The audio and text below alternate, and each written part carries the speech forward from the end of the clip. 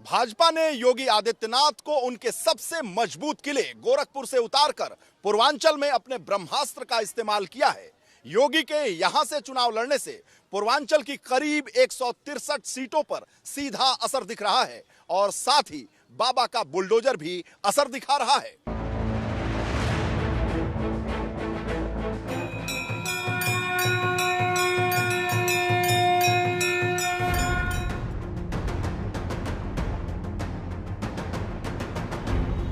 ये पूर्वांचल है जो अपनी सियासत, अपने दांव पेच और राजनीति में दखल रखने के लिए जाना जाता है। पूर्वांचल के लिए कहावत है कि जिसने भी पूर्वांचल में बढ़त बना ली, समझ लीजिए उत्तर प्रदेश विधानसभा के द्वार उसके लिए अपने आप खुल जाते हैं।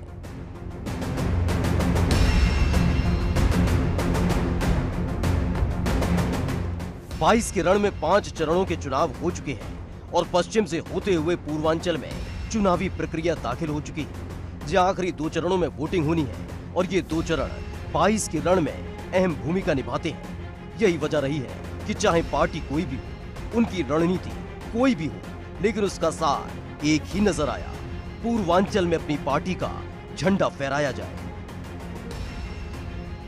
पूर्वांचल की 130 सीटों पर हर पार्टी ने अपने अपने प्रत्याशियों को उतारने के लिए कड़ी मशक्कत की, तो वहीं अपने अपने महारथियों को पूर्वांचल के गुणा गणित के हिसाब से मैदान में उतारने का काम किया, जिसमें सबसे बड़ा दांव भाजपा ने चला। भारतीय जनता पार्टी ने गोरखपुर से पूरे पूर्वांचल को साधने का काम किया है और इसकी जिम्मेदारी खुद सीएम योगी आदित्यनाथ के कांधे पर है। जब विधानसभा का चुनाव चल रहा है, जो प्रचंड आंधी भारतीय जनता पार्टी के समर्थन में पूरे प्रदेश के अंदर देखने को मिला है, मैं कह सकता हूं, विश्वास के साथ कह सकता हूं कि 10 मार्च को जब परिणाम आएंगे, भारतीय जनता पार्टी एक बार 300 पार का लक्ष्य प्राप्त करेगी, अपनी सरकार बनेगी। एक तरफ गोरखपुर के रण में विजय पताका फहराने के लिए लगातार योगी आदित्यनाथ मेहनत कर रहे हैं, तो वहीं दूसरी तरफ समाजवादी पार्टी भी पुरजोर कोशिश कर रही है। सपा अध्यक्ष अखिलेश यादव सीएम योगी के गढ़ में भाजपा को चुनौती दे रहे हैं। इस बार गोरखपुर में सभी सीटें समाजवादी पार्टी जीतने जा रही है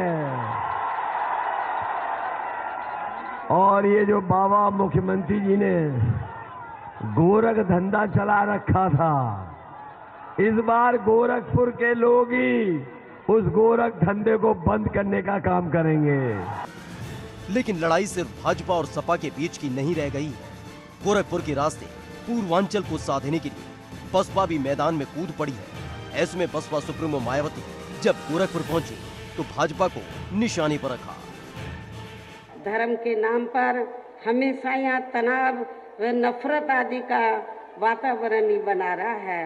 प्रदेश में अपराध भी काफी ज्यादा बढ़े हैं, खासकर दलित, अकलियत व महिलाएं आदि भी इस सरकार में कतई भी सुरक्षित नहीं रही हैं। गोरखपुर की सियासी ताकत को समझने के लिए गोरखपुर की 9 सीटों का पूरा जातीय समीकरण समझना होगा, जो पूर्वांचल को सियासी संदेश देने का काम करता आया है। गोरखपुर सदर सीट पर ब्राह्मण ठाकुर वोटर्स निर्णायक भूमिका में है। गोरखपुर सदर सीट पर निषाद वोटर्स करीब 40,000 है। वहीं गोरखपुर ग्रामीण सीट की बात करें तो यह दलित और निषाद वोटर्स करीब 1.5 लाख हैं। गोरखपुर सदर सीट पर मुस्लिम वोटर्स करीब 1.25 लाख हैं। कैंपियरगंज सीट पर निषाद वोटर्स करीब 40% हैं। पिपराइच विधानसभा निषाद बाहुल्य सीट है।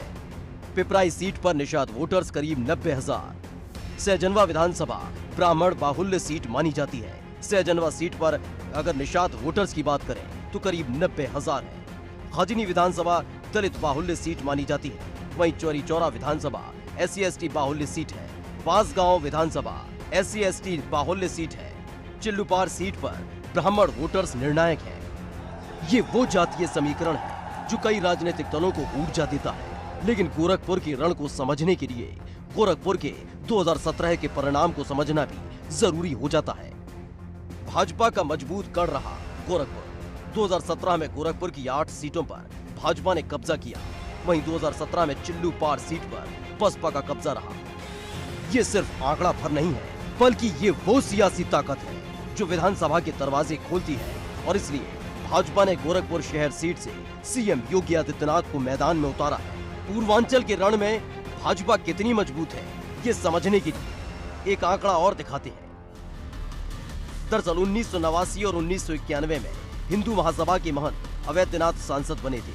1996 में भाजपा की टिकट पर महंत अवैधनाथ चुनाव लड़े और सांसद बने। 1998 से 2014 तक भारतीय जनता पार्टी की टिकट पर योगी आदित्यनाथ गोरखपुर से चुनाव जीतते रहे। गोरक्ष पीठ के पीठाधीश्वर हैं योगी आदित्यनाथ। गोरखपुर और आसपास के कई जिलों में योगी आदित्यनाथ बहुत ही लोकप्रिय चेहरा रहे हैं और 2017 में उत्तर प्रदेश की कमान संभालने के बाद लिए गए फैसलों ने पूर्वांचल की सियासत का एक बड़ा नाम और उन्हें चेहरा बना दिया। ऐसे में योगी आदित्यनाथ पर दांव लगाकर भाजपा ने विपक्ष को सकते में डाल दिया था, क्योंकि इससे पहले सीएम योगी आदित्यनाथ के मथुरा से चुनाव लड़ने की बात सामने आ रही थी। लेकिन आखिर में भाजपा ने गोरखपुर से सीएम योगी आदित्यनाथ को मैदान में उतारा तो सियासी पंडितों के साथ साथ विपक्ष भी हैरान रह गया था। कभी कहते थे कि मथुरा से लड़ेंगे, कभी कहते थे अयोध्या से लड़ेंगे, कभी कहते थे प्रयागराज से लड़ेंगे, कभी कहते थे देवन से लड़ेंगे।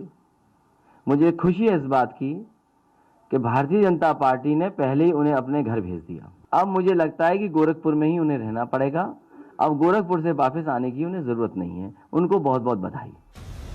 हर सभा में विपक्ष की तरफ से भाजपा पर तंज कसने का काम किया जा रहा था, लेकिन भाजपा भी इंतजार कर रही थी कि जब चुनाव चरण दर चरण पूर्वांचल की तरफ बढ़ेगा तब इस फैसले की असल ताकत का एहसास होगा।